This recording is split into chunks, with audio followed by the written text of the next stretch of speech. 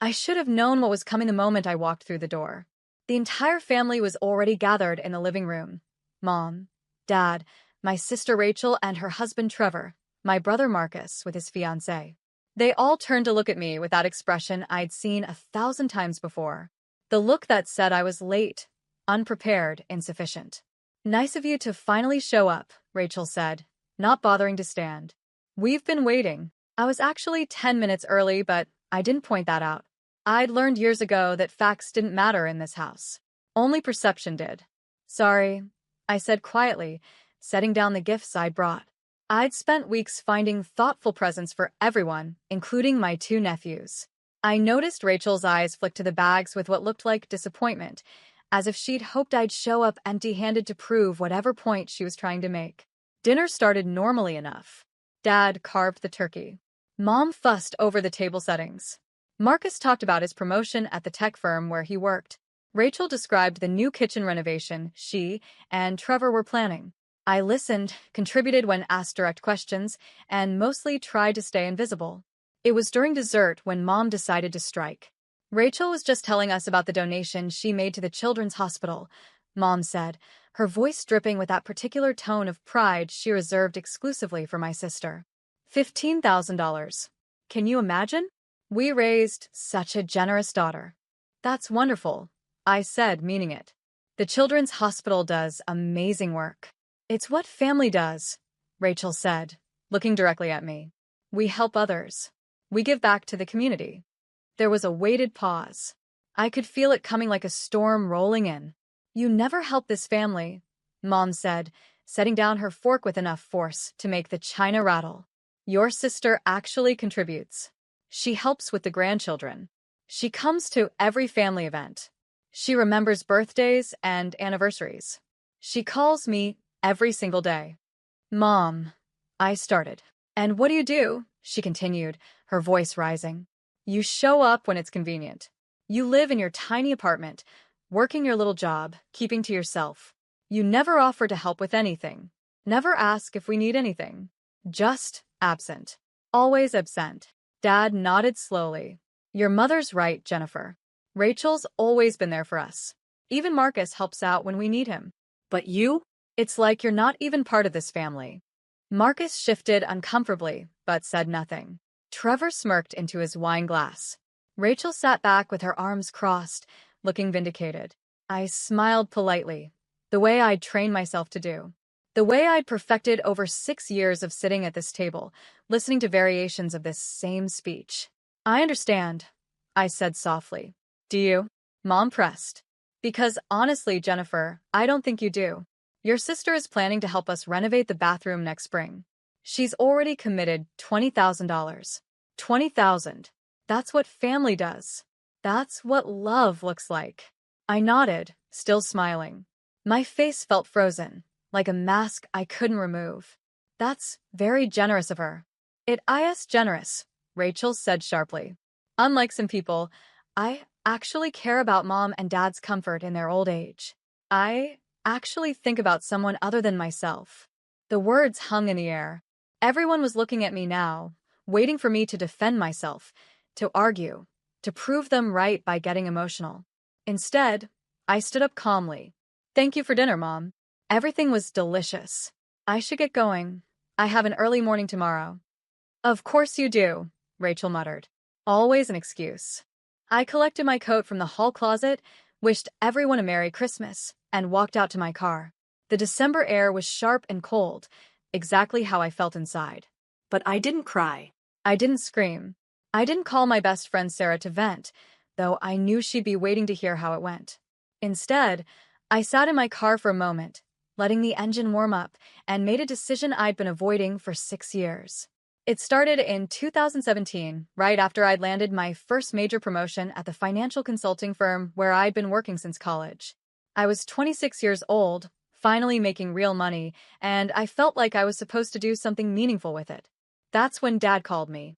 Jennifer, honey, I need to talk to you about something, he'd said, his voice heavy with a kind of desperation I'd never heard before. Your mother doesn't know I'm calling. I don't want her to worry. My heart had clenched. What's wrong? Are you sick? No, nothing like that. It's just the mortgage. We refinanced a few years ago to help Marcus with his student loans, and the payments they're a lot higher than we anticipated. With your mother wanting to retire soon and my hours getting cut at the plant, we're struggling. I hate to ask, but he didn't have to finish. How much do you need? Just temporary help. Maybe a few months until we get back on our feet. The payment is $2,100 a month. If you could cover even half of that. I'll cover all of it, I'd said immediately. Don't worry about it, Dad. I'll set up an automatic transfer today. The relief in his voice had been palpable. You're saving us, Jennifer. You really are. We'll pay you back as soon as things stabilize. I promise. I'd set up the automatic payment that same day. Direct transfer from my checking account to their mortgage company, due on the 1st of every month. $2,100. I barely noticed it missing from my paycheck. I'd been living frugally, saving aggressively, investing wisely. 3 months later, I'd added their homeowner's insurance when Dad mentioned they were about to let it lapse. $175 a month. 6 months after that, I'd quietly started covering their utilities when Mom complained at Thanksgiving about the electric bill. Another $400 a month. Then the property taxes. $520 a month, averaged out. Then the HOA fees. $180 a month. By the end of the first year, I was paying $3,375 every single month to keep my parents in their home. Over $40,000 a year. And they'd ask me not to tell anyone, especially not Rachel or Marcus. They'd just worry, Dad had said. And they have their own expenses. Let's keep this between us. I'd agreed because I understood. Rachel had 2 kids and a husband who worked in sales, unreliable income. Marcus was still building his career. I was single, childless, with a growing income and no debt. It made sense that I'd be the one to help. Except it was supposed to be temporary. Year 2 came and went. The promises to pay me back faded into silence. I didn't bring it up because every time I saw my parents, they seemed stressed enough. Why add to their burden? Year 3, I got another promotion. Senior financial consultant, managing a portfolio of high-net-worth clients. My salary jumped to $180,000. The monthly payments became even less noticeable. Year 4, I made partner. My income jumped again. Base salary plus profit sharing put me over $300,000 annually. I started investing more aggressively, building a real estate portfolio on the side. 3 rental properties in 2 years. I was doing well, better than well. And still, every month, $3,375 left my account for my parents' house. Year 5, something shifted. Rachel had started making comments at family dinners about how I didn't understand what it meant to struggle, how I didn't have real responsibilities like she did. Mom had started comparing us more openly. Rachel's volunteer work, her involvement in the kids' schools, her daily phone calls. I'd stayed quiet, kept paying, kept showing up. But year six was when it became unbearable. What my family didn't know, what I'd never told them, was that I wasn't just doing okay financially. I was thriving in ways they couldn't imagine. My position at the firm had evolved. I wasn't just managing portfolios anymore. I was identifying investment opportunities, structuring deals, building relationships with executives and entrepreneurs. I developed a reputation for spotting undervalued companies before anyone else saw their potential. 2 years ago, I'd made a private investment in a tech startup that a college friend was launching. $20,000 for a 2% equity stake. The company had just been acquired by a major corporation. My payout, $2.4 million. I'd taken that money and done what I do best. I'd invested it strategically. Real estate, index funds, 3 more startup investments. My net worth had crossed $4 million last spring, and I wasn't even 32 years old yet. But I lived in a modest 1-bedroom apartment in a decent neighborhood. I drove a 6-year-old Honda Civic. I bought my clothes at normal stores. I didn't post on social media about my success. I didn't talk about money at family dinners. Why? Because I'd learned early that my family didn't react well to my achievements. When I'd made partner at the firm, Mom's first comment had been, "Well, Rachel just became room parent for both her sons' classes." Now, that's an accomplishment. When I'd bought my first rental property, Dad had said, "Just be careful you don't get in over your head. Real estate isn't as simple as you think." So I'd stopped sharing.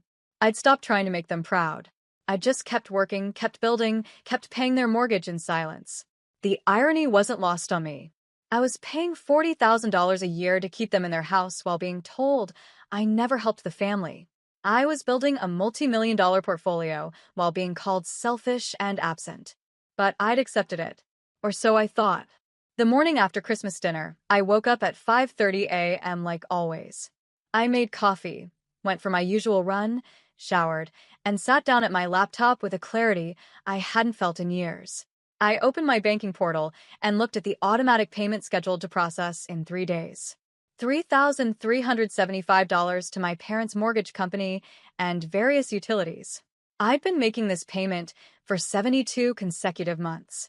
6 full years. That was $243,000. Nearly $250,000 paid silently, without recognition, while being told I contributed nothing. My hand moved to the mouse. I clicked Manage Automatic Payments. I selected each recurring transfer to my parents' accounts, and one by one, I canceled them. Delete. Delete. Delete. Delete. It took less than 2 minutes to undo 6 years of financial support. I sat back and stared at the screen. My heart was pounding, but not with guilt, with relief, with something that felt dangerously close to freedom. I wasn't angry.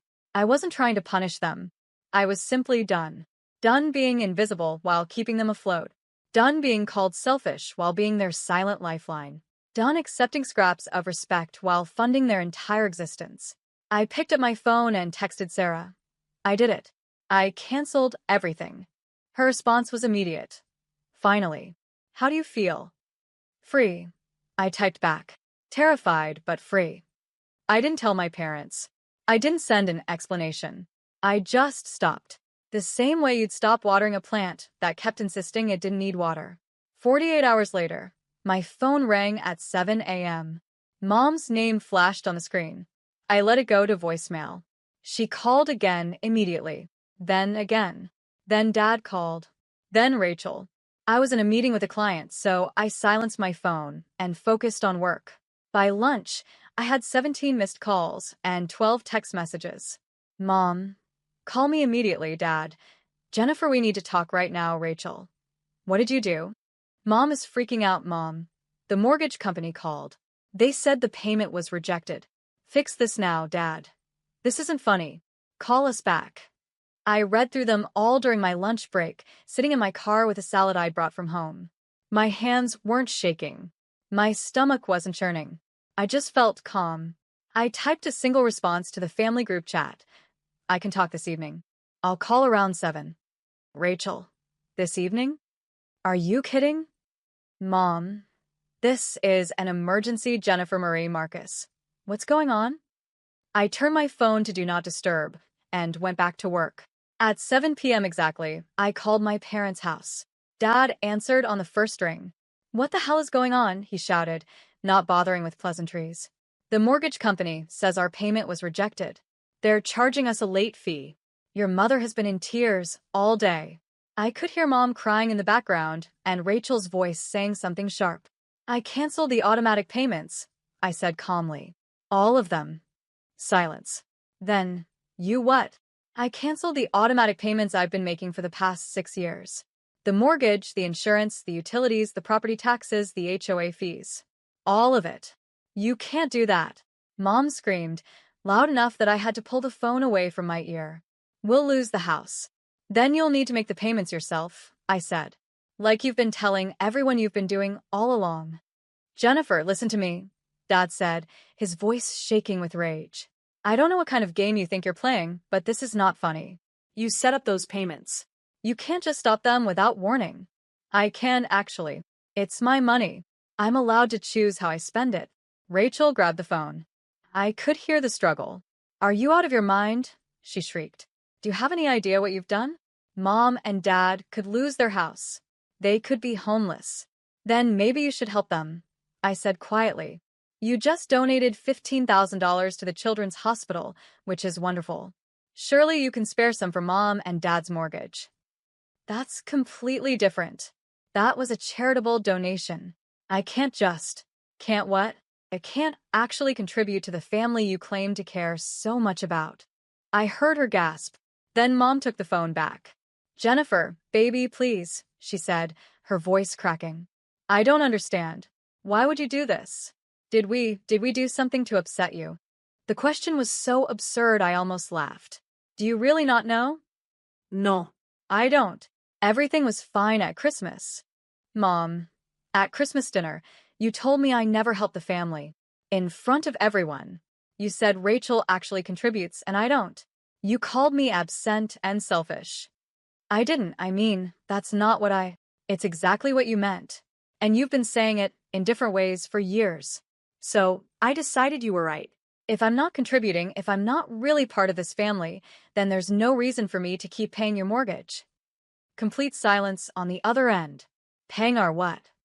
Dad's voice was quiet now. Dangerous. Your mortgage. Your insurance. Your utilities. Your property taxes. 交话费. I've been paying them for 6 years. Every month, $3,375 leaves my account to keep you in that house. That's over $40,000 a year. $250,000 total. I heard someone gasp. Then muffled voices arguing. That's not. You never. We didn't ask you to do all that. Mom said. Yes, you did. Dad called me in 2017. He said it was temporary just until you got back on your feet. He asked me not to tell Rachel or Marcus because they'd worry. So I paid, and I stayed quiet, and I waited for you to get back on your feet. 6 years later, I'm still waiting. You should have told us. Rachel shrieked in the background. I'm telling you now. Dad's voice was cold. So what? This is blackmail? You want us to what? Grovel? Apologize? We're your parents, Jennifer. Helping family isn't supposed to come with conditions.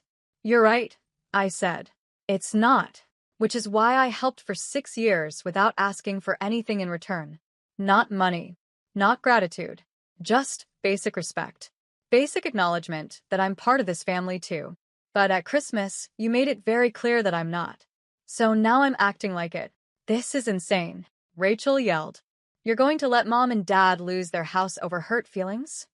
I'm not letting them do anything. Their house, their responsibility. Just like you said, Rachel, family helps family. So help them. You have the means. You just donated $15,000 to charity. Marcus just got a promotion.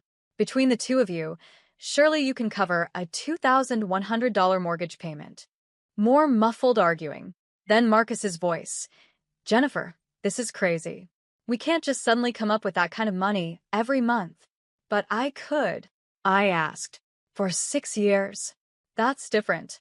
You don't have kids. You don't have a wife. You don't have expenses. I have expenses. I just prioritize differently. I've been prioritizing Mom and Dad. Now I'm prioritizing myself. You selfish bitch. Rachel screamed. I hung up. My phone immediately started ringing again. I declined the call and sent a text to the family group chat. I'm not discussing this further tonight. You have until the end of the month to figure out the mortgage payment. After that, it's between you and the bank. I blocked all their numbers for the next 24 hours, poured myself a glass of wine, and sat on my couch in my quiet apartment. I wasn't shaking. I wasn't crying. I just sat there, feeling lighter than I had in years. The next morning, I unblocked their numbers to find 47 text messages waiting for me. Most were from Rachel, ranging from furious to pleading to threatening. Marcus had sent several trying to be the reasonable one, asking me to think about what I was doing to the family. Mom's messages were incoherent, rambling apologies mixed with accusations, Bible verses about honoring parents, desperate pleas. Dad had sent only one message. You're dead to me. I screenshot all of them and saved them to a folder on my laptop labeled evidence. Then I called my attorney. I need you to do something for me, I told him. I need a full accounting of every payment I've made to my parents over the past 6 years. Every bank transfer, every bill I've paid on their behalf, everything. I need it documented, official, and notarized. Are you planning to sue them? He asked. No. I'm planning to protect myself when they try to sue me. He understood immediately. I'll have it ready by end of week. Next, I called my financial advisor. Remember how we talked about diversifying my real estate holdings? I said, I want to move forward. Aggressively. I also want to increase my investment in the Sharma Tech Fund and the Rodriguez Development Project. Let's put together a strategy for the next quarter. May I ask what's changed? She asked carefully. I just freed up $40,000 a year in my budget, I said. I'd like to put it to better use. The third call I made was to Sarah. I need you to be honest with me, I said. Am I being cruel? No, she said immediately. You're being sane. Finally. They're going to lose the house. Are they? Or are they going to figure out how to pay their own mortgage like millions of other Americans do every month? Rachel called me a selfish bitch. Rachel has been calling you that in 1,000 subtle ways for years. At least now she's being honest. I laughed, surprising myself. When did I become the villain in this story? You didn't. You just stopped being their ATM. They don't know the difference. For days after I canceled the payments, I got a call from a number I didn't recognize. Is this Jennifer Morrison? Yes, who's calling? My name is Detective Sarah Chun with the County Fraud Division. I'm calling about a report filed by a Margaret and Robert Morrison. They claim you've been stealing from them. My blood ran cold. Excuse me? They've filed a police report stating that you've been accessing their bank accounts without permission and making unauthorized withdrawals. They're claiming approximately $250,000 in stolen funds over the past 6 years. I was so shocked I couldn't speak for a moment. Ms. Morrison? The detective prompted. That's the opposite of what happened. I finally managed. I've been giving them money, not taking it. Can you prove that? Yes. Absolutely. I can prove every single payment. Good. I'm going to need you to come down to the station and make a statement. Can you do that today? 2 hours later, I was sitting in an interview room with Detective Chun and my attorney, walking through 6 years of bank statements. So you're saying you voluntarily paid their mortgage for 6 years without any written agreement? Detective Chun asked. Correct. My father asked for help. I provided it. He asked me to keep it private from the rest of the family, so I did. And they knew you were making these payments? Yes. My father called me every few months to thank me. My mother mentioned once or twice that she was grateful I was helping out. They knew. Detective Chun looked at the statements, then at my attorney's notarized accounting. This is quite thorough. My client is a financial consultant, my attorney said. Documentation is her specialty. And you stopped making payments on December 26th? Yes. After being told at Christmas dinner that I never help the family and don't contribute anything, I decided they were right. If I'm not contributing, there's no reason to continue the payments. Detective Chun made notes. And they filed this report claiming you stole from them 2 days ago? Apparently. She sighed and closed her notebook. Ms. Morrison, I'm going to be straight with you. This isn't theft. This is a family dispute over financial support. There's no crime here. So, I'm not being charged with anything? No. In fact, given this documentation, if anyone was going to be charged with anything, it would be your parents for filing a false police report. But I don't think that's what you want. It's not. I'll close this case and let them know. I'd recommend you keep all this documentation in case they try to take you to civil court. They're going to sue me? Families do strange things when money's involved, she said kindly. Protect yourself. 1 week later, my parents received a formal letter from my attorney. It outlined, in excruciating detail, every payment I'd made over the past 6 years. It included copies of bank transfers, canceled checks, payment confirmations. It totaled $243,000 in voluntary financial support provided without any written agreement or expectation of repayment. It also included a statement that I was under no legal obligation to continue this support, that all payments had ceased as of December 26, and that any further harassment, including false police reports, would result in legal action. The letter concluded with an offer. I would forgive the entire $243,000 debt if they would sign a document acknowledging they had received this support and agreeing to cease all contact with me. I didn't expect them to sign it. I sent it to create a paper trail. Rachel called me 2 weeks later. Not from her cell phone, from her office. We need to meet, she said. No greeting. No small talk. Why? Because Mom and Dad's mortgage is due in 10 days and they don't have the money. Because Marcus and I have been trying to figure out how to help, but we can't cover it long term. Because this family is falling apart. That's not my problem anymore. It never was your problem, she exploded. That's what you don't get. You made this your problem without asking anyone, and now you're punishing us for not being grateful enough. I'm not punishing anyone.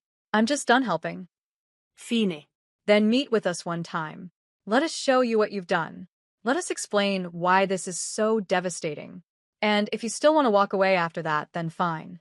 Walk away. I almost said no, but something in her voice, a crack in the usual confidence, made me pause. One meeting. Public place. This Saturday. Fine. We met at a coffee shop near my office. The whole family showed up. Mom, Dad, Rachel, Trevor, Marcus, even his fiancée, Stephanie. They looked awful. Mom had clearly been crying for days. Dad looked like he'd aged a decade. Rachel was tight-lipped and furious. Marcus just looked confused. I ordered a coffee and sat down across from them. Talk, I said. Mom started crying immediately. Dad put his arm around her and spoke for both of them. Jennifer, we owe you an apology. We didn't understand how much you've been doing for us. We thought you were just helping with the mortgage for a few months, not everything. Not for years. I told you exactly what I was paying when I called, I said quietly. You heard me. We heard the words, Rachel interjected. But we didn't believe it. We thought you were exaggerating to make us feel bad. I ser det her. Why would I lie about that? Because you wanted to make yourself look better, she said. You wanted to swoop in and be the hero who saved them when really what, Rachel? When really you should have been helping them? She fell silent. Marcus cleared his throat. Look, we've been going through their finances, trying to figure out how they got into this situation. And we found some things. He slid a folder across the table. I opened it. Bank statements, credit card bills, loan documents. My blood turned to ice as I read. Is this real? I asked. We had a forensic accountant verify it, Marcus said quietly. Yes. According to the documents in front of me, my parents had been spending recklessly for years.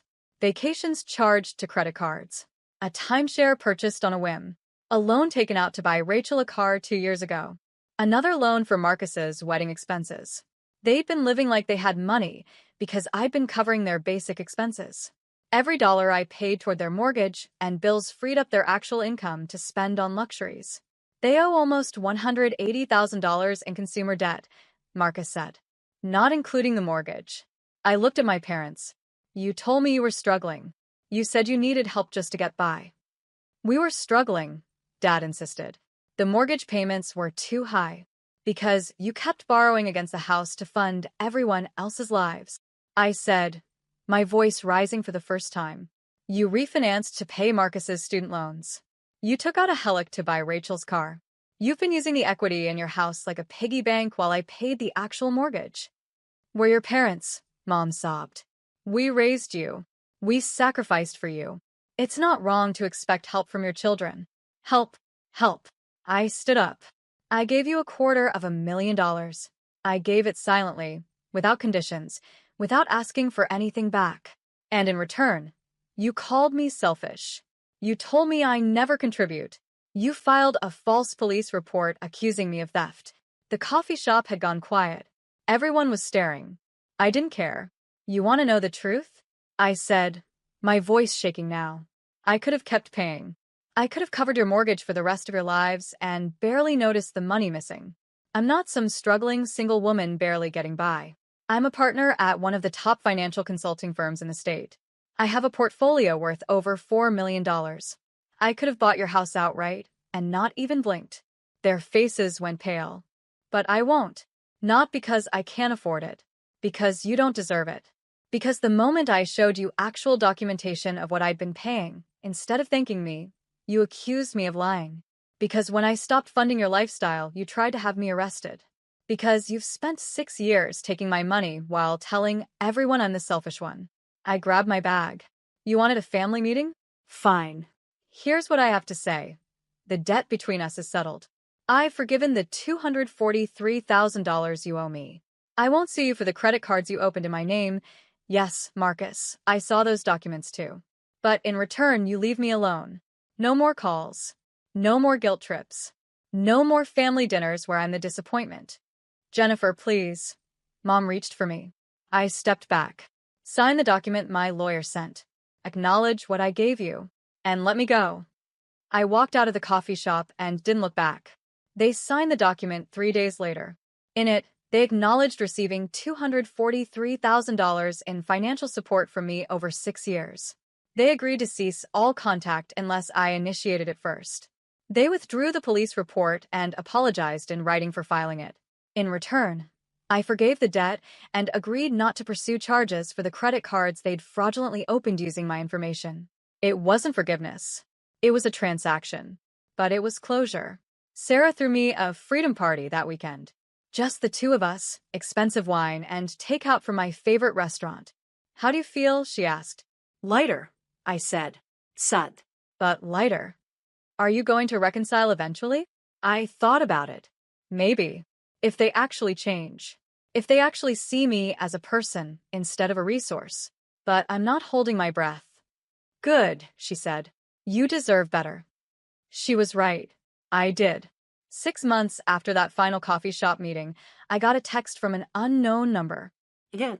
This is Marcus. I got a new phone. I wanted you to know that Mom and Dad sold the house. They're moving into a smaller condo that they can actually afford on their retirement income. Rachel and I are splitting the cost of helping them with the down payment. I also wanted to say I'm sorry for not seeing what was happening, for not standing up for you, for letting them treat you that way. I don't expect you to forgive me or want a relationship. I just wanted you to know that I finally understand what you did for them.